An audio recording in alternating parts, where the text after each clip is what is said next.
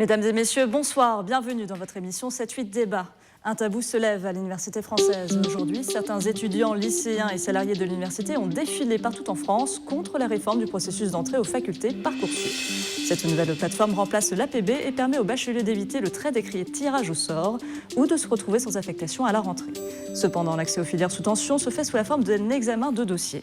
Est-ce le premier pas vers une sélection à l'université et en quoi cette réforme peut-elle changer l'advenir des facultés? Pour débattre de cette question, j'accueille autour de moi Aurore Berger, bonsoir. Bonsoir. Vous êtes députée de la 10e circonscription des Yvelines et aussi membre de la commission éducation et culture au Parlement. En face de vous, j'accueille Madame Catherine Billard, bonsoir. Bonsoir. Vous êtes vice-présidente du conseil académique de l'université de Saint-Quentin en Yvelines et Versailles et vous êtes aussi chargée de la formation. Absolument. À côté de vous, nous accueillons également Monsieur Naïm Chili, bonsoir. Bonsoir. Vous êtes président de l'unité locale de l'UNEF dans les Yvelines et vous êtes contre justement cette nouvelle réforme. Alors tout d'abord, avant de commencer ce débat, faisons un nouveau point notamment sur Parcoursup. C'est donc une nouvelle plateforme qui permet aux futurs bacheliers de proposer 10 vœux de leur choix pour l'éducation supérieure. Pour cela, la plateforme est disponible depuis mi-janvier. Entre le 22 janvier jusqu'au 13 mars, les bacheliers peuvent émettre justement jusqu'à 10 choix. Ensuite, c'est à l'université notamment d'étudier les différentes propositions. Puis elle commence à émettre ses avis à partir du 22 mai, si je ne me trompe pas. À partir de là, ensuite, se découle un mois d'échange avec les étudiants pour décider notamment de leur avenir à la rentrée. Puis va s'ouvrir notamment une nouveauté, une procédure complémentaire d'admission durant tout l'été jusqu'en septembre pour faire en sorte qu'aucun étudiant ne reste sur le carreau à la rentrée. Alors, sur le papier, ça a l'air parfait, mais qu'en est-il réellement? S'il vous plaît. Une première chose, ça correspond à un réel besoin. C'est-à-dire qu'aujourd'hui, la licence à l'université ne répond pas aux besoins d'orientation des étudiants. Les statistiques nationales le montrent. On a un tiers des étudiants qui réussit, un tiers qui échoue et un tiers qui abandonne. Ces statistiques-là sont évidemment révélatrices d'un dysfonctionnement dans le système. Donc la réforme va dans le sens d'une meilleure orientation. Donc il est évident qu'il fallait faire quelque chose. Sur le territoire, toutefois, l'université de Versailles peut se prévaloir de statistiques bien meilleures que celles-là, donc c'est plutôt positif. Toutefois, il fallait impérativement mettre en place un dispositif qui permet d'orienter. Puisqu'en fait, j'entends beaucoup le terme sélection attendu, mais il est surtout question d'orientation. Il s'agit d'affecter au mieux les étudiants dans l'enseignement supérieur en fonction de leurs attentes et en fonction de leurs projets de formation. D'accord. Mais par contre, aujourd'hui, la loi n'est toujours pas votée. Il y a des sénateurs dans l'opposition qui disent qu'ils veulent carrément bloquer ce processus-là. Donc vous pensez vraiment pouvoir tenir ces délais ? Absolument.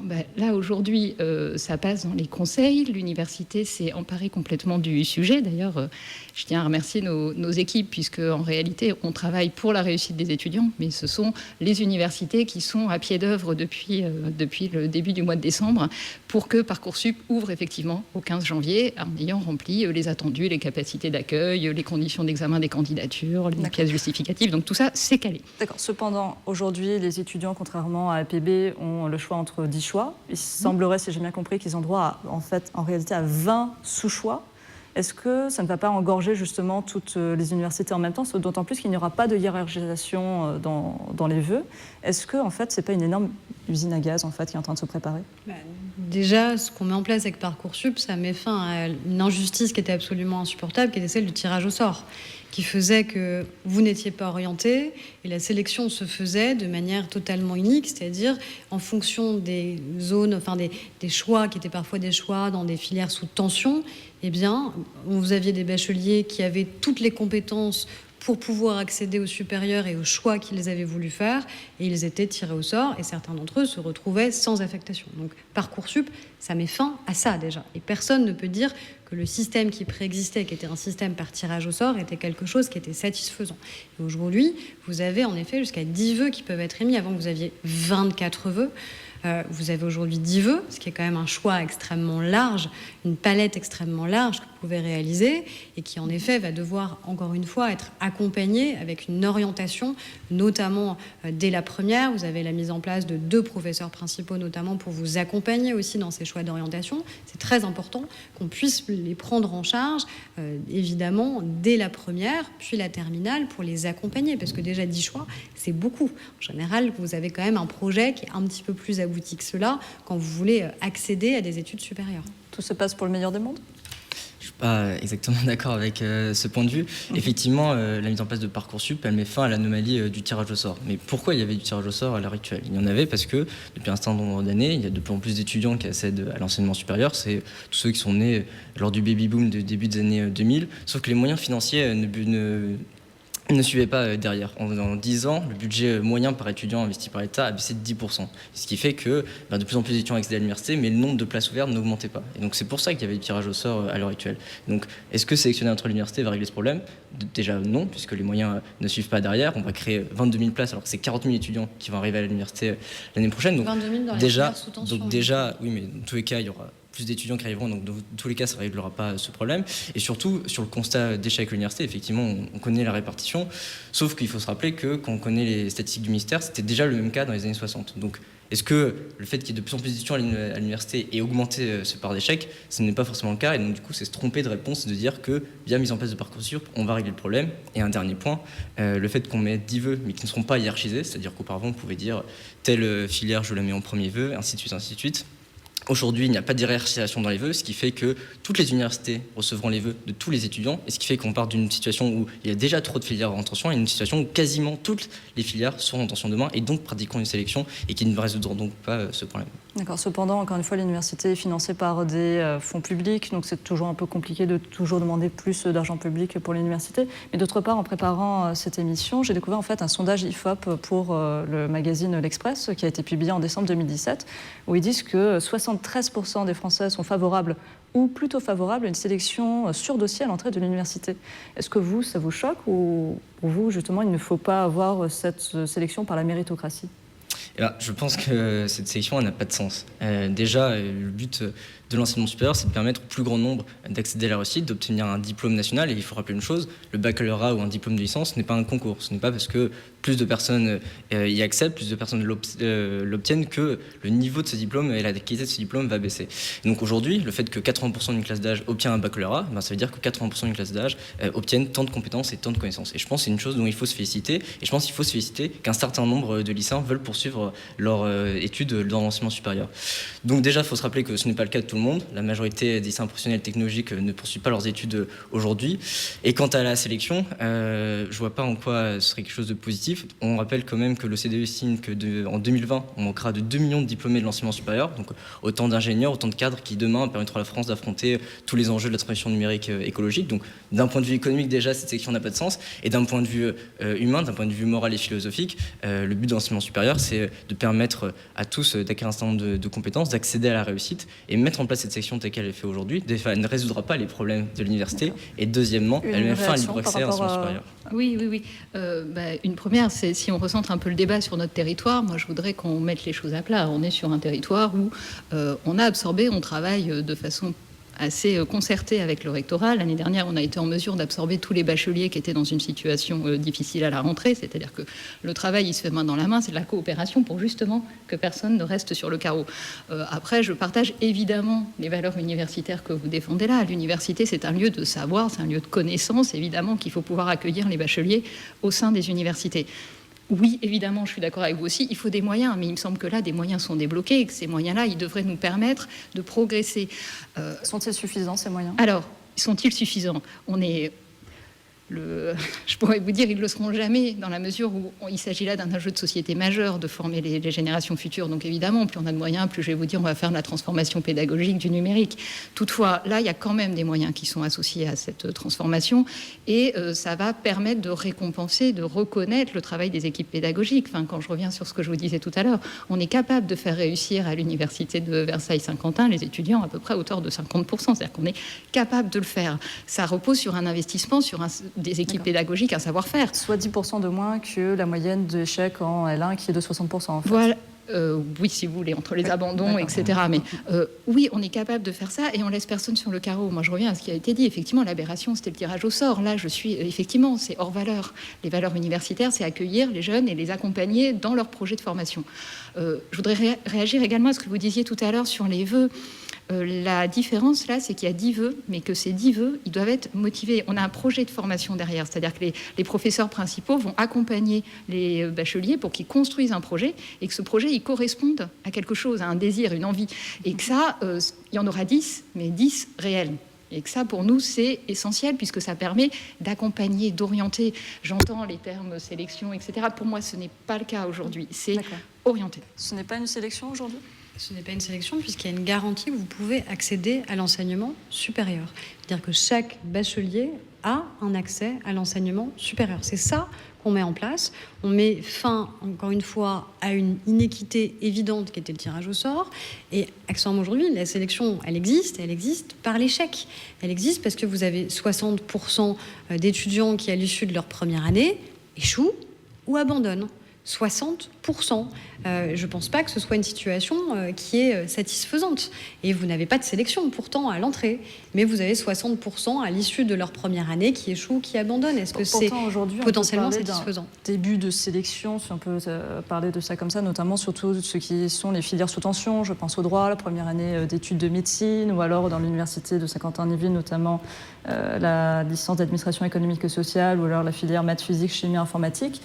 Vous allez mettre en place notamment comment on appelle ça, des attendus. Est-ce que justement ces attendus ne vont pas se transformer en un critère de sélection implicite ? Oui, c'est ce qui a été dit. C'est-à-dire que vous avez les étudiants, enfin des bacheliers qui vont émettre 10 vœux. 10 vœux qu'ils vont motiver. Les universités vont ensuite leur émettre plusieurs réponses. Soit elles vont leur dire oui, tout simplement. Oui, vous pouvez venir chez nous, la place est disponible, etc. Ou alors elles vont dire oui, si. Oui, si, et là, vous avez un parcours, justement, qui est un parcours d'orientation et d'accompagnement. Est-ce qu'on accepte d'être honnête et de dire qu'en fonction des différents bacs que vous avez eus, vous ne pouvez pas forcément aller n'importe où, parce que sinon, on va juste vous conduire droit à l'échec. Donc on peut continuer, et on peut continuer à avoir 30% d'étudiants qui abandonnent ou 30% des étudiants qui échouent à l'issue de leur première année. Ah oui, ça, c'est bien, on fait pas de sélection, mais on fait une sélection par l'échec. Ou alors, on peut dire que l'université, elle est dans son rôle, et elle est dans son rôle d'accompagnement.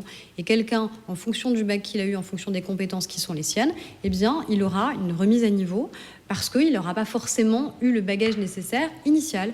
Et donc, il va être accompagné pendant un trimestre, pendant un semestre, jusqu'à une année, pour être formé, pour être armé et pour réussir. Parce que c'est ça l'enjeu. C'est à la fois qu'il réussisse ses études supérieures et c'est qu'il puisse s'insérer ensuite dans la vie professionnelle. Une réaction ? Oui, mais... Si je peux me permettre de réagir sur 3 points, premièrement. Sur la question de l'orientation. Le projet de loi s'appelle Orientation et réussite des étudiants, et pourtant, paradoxalement, il y a très peu de choses qui est dit sur l'orientation, et le peu de choses qui est dit qui est intéressant. Voilà, le fait qu'il y ait 2 professeurs principaux en terminale, par exemple.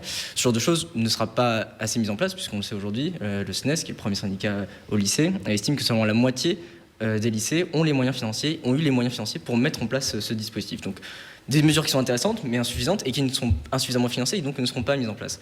Ça, c'est la première chose. Deuxièmement, sur la question des moyens budgétaires, aujourd'hui, la Stranes, qui est un organisme gouvernemental, donc qui n'est pas quelque chose qui est partisan, estime qu'il faudrait 1,5 milliard d'euros par an pour que l'université fonctionne correctement. Le projet de loi tel qu'il est aujourd'hui est financé à 1 milliard sur 5 ans. Et donc on le voit bien aujourd'hui, ce projet de loi, il est insuffisant. Par rapport au crédit on le voit déjà bien. alloué. Et oui, mais sauf c'est que pas 1 milliard en juste pour les 5 ans, c'est 1 milliard en plus. 1 milliard, oui, justement, alors qu'aujourd'hui, il faudrait 1,5 milliard par an. Alors là, on va rajouter 1 milliard sur 5 ans uniquement. Et donc, si on laissait parler un projet de loi qui est juste... sur ce point. Je terminerai juste là-dessus. Donc, un projet de loi qui n'est pas financé et qui montre que dans tous les cas, il y aura des étudiants qui seront laissés sur le carreau. À la rentrée, je tiens à rappeler, c'est 10 000 étudiants à peu près qui n'avaient pas de place à l'université aujourd'hui. Et donc, quand on fait un projet de loi qui met en place, il faut le dire, la sélection entre universités, qui n'est pas financée, bah oui, ce sera encore plus des étudiants qui seront laissés sur le carreau. Et je terminerai juste un truc rapidement. On dit aujourd'hui il y a un échec alors qu'il n'y a pas de sélection.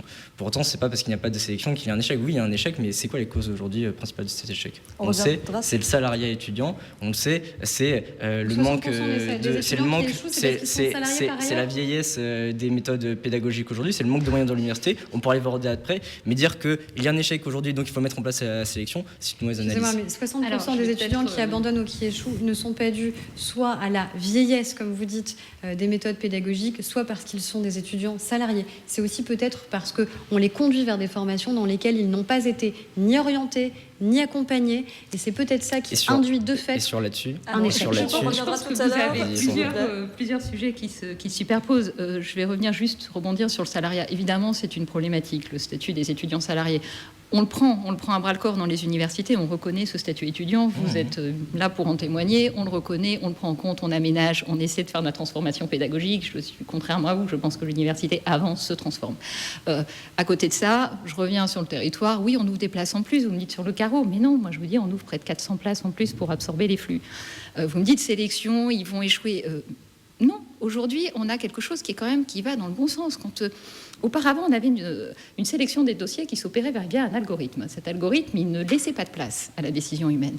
Là, aujourd'hui, ce qu'on fait, c'est qu'on va prendre 3000, 4000 dossiers par filière et on va les étudier un par un avec une dimension humaine, un projet de formation motivé. Une discrimination notamment pour les lycéens qui sortent justement de lycées défavorisés et qui n'auront pas forcément les attendus. Mais pourquoi de la discrimination alors qu'au contraire, plutôt que d'avoir une machine qui affecte en fonction de notes, là, on aura des critères qui seront des critères. Quel est le projet, de quoi il a envie, quel est son cursus. Quels vont être justement vos critères, par exemple, en entrée de première année de droit? Alors, si ce n'est pas uniquement les notes, si ce n'est pas uniquement... en fait, on va regarder les attendus qui sont sortis aujourd'hui, sont des attendus très génériques. Ça va être avoir des capacités de raisonnement logique, avoir un niveau en langue acceptable, ce sont des choses comme ça. Donc après, tout dépend de l'appropriation que fait l'enseignement secondaire de ces attendus. Et précisément pour ça, on travaille main dans la main avec l'enseignement secondaire. Le 6 février, on rassemble les proviseurs, les professeurs principaux, les conseillères d'orientation pour leur expliquer ce qu'on attend à l'université, ce que signifient ces attendus pour qu'eux-mêmes puissent les expliquer aux lycéens pour qu'ils fassent leur choix d'orientation. Donc, il y a du vrai, il y a du faux, mais dans tous les cas, il faut nuancer. On va dans le bon sens. On va étudier énormément de dossiers. Pour les équipes pédagogiques, c'est encore une fois beaucoup de travail, mais c'est positif. Et aujourd'hui, c'est absorbé par les équipes. Et ça va dans le bon sens. Peut-être un dernier mot sur les moyens. Je voudrais juste revenir sur ce que disait Monsieur Chili, là où je suis d'accord et où par rapport à ce que vous disiez tout à l'heure, aujourd'hui, on est capable de mettre en place, de regarder les dossiers, de mettre en place un certain nombre de choses. Mais les parcours WICI, ces parcours d'accompagnement qu'il va falloir mettre en place en transverse pour dire à un jeune, tiens, il va falloir que tu fasses un peu de méthodo, un peu d'anglais, etc. Ça, aujourd'hui, c'est compliqué financièrement de les mettre en place parce que au niveau des universités, budgétairement, oui, c'est compliqué. Donc les moyens sont débloqués, ils le seront progressivement de plus en plus, j'espère, pour qu'on puisse mettre en place ces parcours. Est-ce que justement, on n'est pas en train d'essayer de refondre notamment tout ce qui est formation à l'université et faire peut-être déboucher dans des formations un peu plus professionnalisantes, un peu moins universitaires? Est-ce que c'est vers ça où le gouvernement essaie d'aller? Non, on ne dit pas qu'il y a des formations qui doivent être moins universitaires.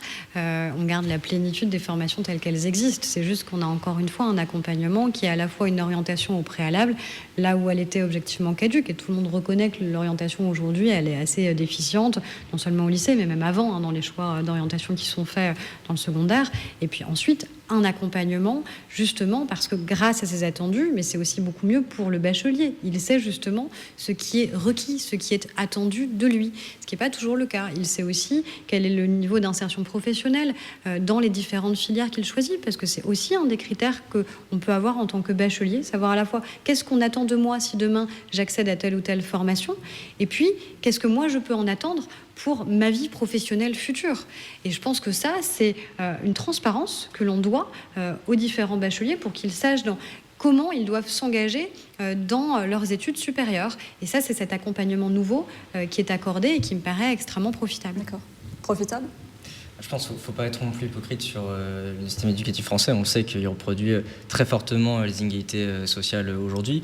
On le sait, l'orientation, elle n'est pas choisie en France, que ce soit en troisième, que ce soit en seconde ou en terminale. À chaque fois, l'orientation, c'est une orientation qui est subie de manière sociale. En troisième, les mauvais élèves, on va directement les classer en filière professionnelle, idem en seconde, et idem à la fin du baccalauréat, ceux qui n'auraient pas assez de niveau, ce qui n'aurait un capital culturel pas assez élevé, s'auto-censurent et ne poursuivent pas leurs études à l'université. Ces attendus, ils vont premièrement faire ça, ils vont faire qu'on va renforcer l'autocensure des lycéens aujourd'hui. Et on le sait, on connaît les chiffres, le taux d'enfants d'ouvriers dans les licences, il est extrêmement bas, à l'inverse des enfants de cadres et de professions supérieures. Et donc, on le sait, il y a une reposition sociale qui se fait aujourd'hui à l'université. Et donc, cette sélection, elle va juste acter cela et renforcer encore plus cette reposition sociale. Est-ce que ça veut dire que quand vous êtes dans un milieu défavorisé, vous ne pourriez pas avoir accès aux attendus ? Sur la question de l'orientation, effectivement, c'est l'une des principales causes de l'échec à l'université, mais parce qu'elle est subie et non pas choisie, parce qu'il n'y a pas des moyens financiers et humains qui est mis au collège, au lycée, pour mener cette orientation.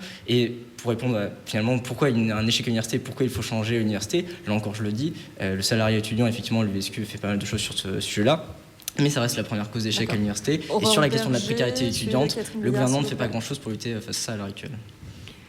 Déjà, je trouve assez étonnant ce que vous dites, c'est-à-dire que vous partez du principe que parce que vous êtes un jeune qui vient d'un milieu défavorisé, forcément, vous ne seriez pas en capacité de comprendre les attendus qui vous sont demandés et donc d'accéder à des études supérieures. Je ne vois pas pourquoi. D'autre part, c'est ambigu en tout cas dans vos propos, alors je n'ai pas bien compris, peut-être que c'est peut-être pas bien expliqué, mais d'autre part, sur la formation professionnelle, d'ailleurs on a ouvert une mission, Michel Blanquer travaille dessus, vous savez quel est le taux d'insertion dans la vie professionnelle de ceux qui justement ont bénéficié de ces formations professionnalisantes. Oui, il est plus élevé, effectivement. Il est beaucoup plus élevé qu'à l'université. Donc, c'est pas du tout des voies de garage. Donc, je suis désolée, mais on a tous un discours. Je finis juste. On a tous un discours, à mon avis, à porter. qu'on peut évidemment de valorisation de l'université, mais aussi de valorisation de la voie professionnelle. Parce que si vous-même, en tant que syndicat étudiant, vous dites ici sur un plateau qui est peut-être regardé par des bacheliers ou notamment par des parents, que vous leur dites attention, parce que la voie de garage, c'est quand même la voie professionnelle, on envoie les mauvais élèves, vous accentuez ce discours-là. Ben non, justement, la voie professionnelle, il y a des ingénieurs qui sont dans la voie professionnelle. On ne veut pas faire cette formation dans ces formations-là. On pousse des élèves, des étudiants et des lycéens dans ces voies qui sont sous-financées et qui deviennent des voies de garage parce que le gouvernement se préoccupe. Ce ne sont justement pas des voies de garage quand vous avez 70% des jeunes qui suivent ces formations et qui sont ensuite insérés dans la vie professionnelle et qui sont dans des taux d'emploi et d'insertion professionnelle qui sont extrêmement puissants dès la sortie de leurs études. Donc je pense qu'on a tous un discours qui est un discours responsable à tenir et vous devez aussi le tenir, je suis désolée, en tant que syndicat étudiant, qui est de dire aux parents qui nous regardent que justement ce ne sont pas des voies de garage parce que l'insertion professionnelle y est très puissante et en plus il y a une diversité des métiers qui est très importante. Catherine Billard. Non, Catherine Billard. Écoutez, très bien. Une première chose, c'est que vous avez dit tout à l'heure 80% d'une classe d'âge au baccalauréat. Ça traduit bien l'évolution du système d'enseignement. C'est-à-dire que vous nous dites on reproduit sans arrêt les milieux défavorisés qui n'arrivent pas à l'université, etc. C'est faux, on a 80% d'une classe d'âge au bac. C'était pas vrai il y a 20 ans, ça l'était encore moins il y a 50. On avance. Dans ce pays, il faut le reconnaître. Dire être responsable, c'est reconnaître le fait qu'il y a une opposition sociale dans ce pays. On va finir. Je suis très attachée aux valeurs universitaires et à l'enseignement public. Je pense on a précisément un modèle, certes il n'est pas parfait, mais c'est un modèle encore une fois qui évolue, c'est un modèle qui permet justement à des jeunes, quel que soit le milieu duquel ils viennent, d'accéder à l'enseignement supérieur, contrairement à beaucoup de pays dans le monde. Ce modèle-là, il faut le défendre. Je pense que là-dessus nous sommes d'accord et tous les trois autour de la table nous le sommes. Donc ce sont des valeurs qu'on protège, mais c'est justement parce qu'on les protège qu'à un moment donné, il faut aussi les penser différemment et ne pas être dans l'immobilisme. Il faut accompagner la transformation de l'université, l'accompagnement de cette génération qui est de plus en plus importante. C'est tout. Il y a un baby-boom, on le prend en compte. Quel futur pour l'université meilleur selon vous? On va faire un dernier petit tour de table, 1 minute chacun. On commence par là et on va finir comme ça. Déjà, moi j'attends beaucoup de cette réforme qui est engagée, qui a un premier pas. On sait très bien, on avait une urgence qui était de remplacer APB. Il va falloir qu'on puisse aussi faire l'évaluation dès après la rentrée prochaine. On voit qu'il y a eu plusieurs centaines de milliers de vœux qui ont déjà été formulés en une semaine, donc ça veut dire que c'est déjà une plateforme qui fonctionne, ce qui était important parce que c'était une inquiétude aussi très forte, notamment des familles. Centaines de milliers de vœux, ça montre que ça fonctionne. Et je pense qu'il faut après, sur la question de l'université, en effet, qu'il y ait une meilleure coordination et qui se met en place dans les territoires justement entre l'enseignement secondaire et l'enseignement supérieur. Parce que c'est comme ça qu'on arrivera à travailler. L'idée de mettre en place 2 professeurs principaux, c'est justement permettre qu'il y ait plus de fluidité, qu'il y ait plus de transparence et qu'il y ait une meilleure orientation. Et enfin, je pense que c'est les études supérieures dans leur ensemble. Et moi, j'insiste beaucoup sur la question de la formation et de la voie professionnelle, parce que justement, Quand vous parliez d'autocensure, il y a aussi d'autres autocensures de familles qui considèrent que justement, comme ce sont des voies de garage, leur enfant qui souhaite accéder à la voie professionnelle ne devrait pas y aller. La voie professionnelle, aujourd'hui, elle est extraordinairement diverse. Vous avez des ingénieurs qui sont dans la voie professionnelle. Vous savez, il y a Airbus qui est pas loin. Aujourd'hui, ils n'arrivent pas à recruter sur des métiers qui sont devenus des métiers rares, de chaudronnier par exemple, et qui sont des métiers pourtant de qualification. Ça, ce n'est plus l'université, on sort oui, mais de c'est les ça. études supérieures, c'est un ensemble. On va c'est un donner ensemble. la parole notamment, quel avenir pour l'université? Bon, effectivement, déjà, tout n'est pas noir, effectivement, pour l'universitaire et pour l'université française. Effectivement, il faut changer des choses, notamment quand on parle d'immobilisme. Je tiens à rappeler quand même que ce projet de loi, il ressemble quasiment mot pour mot au projet de Vaquet dans 86, donc ce qui montre que ce projet n'est pas extrêmement moderne. C'est la première chose que je voulais dire.